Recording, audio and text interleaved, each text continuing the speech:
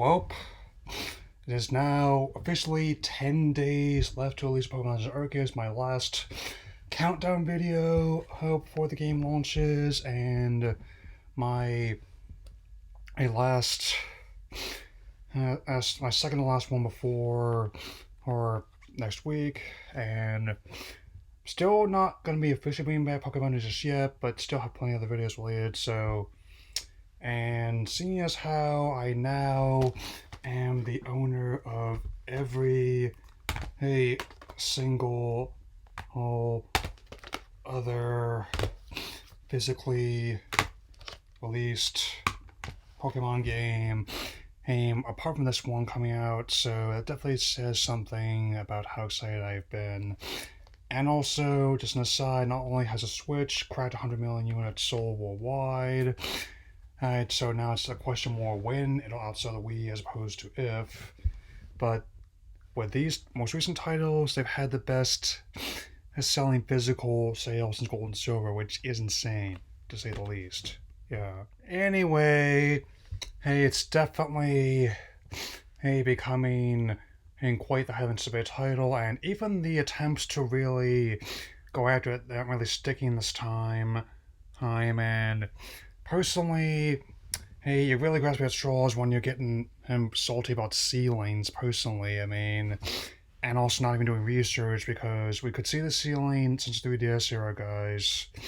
And that's when I finally decided to mute that account that was been trying to do this stuff, man. And because much like how I don't care about just one blade of grass or one tree, I care about the whole plate field.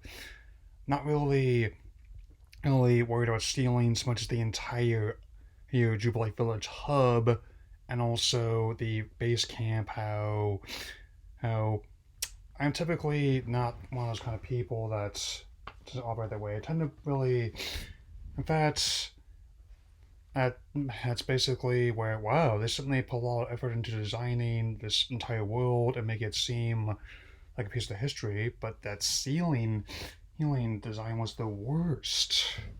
I mean, and I got my pre-order slip right here in my Switch case, if you pardon the drop frames there.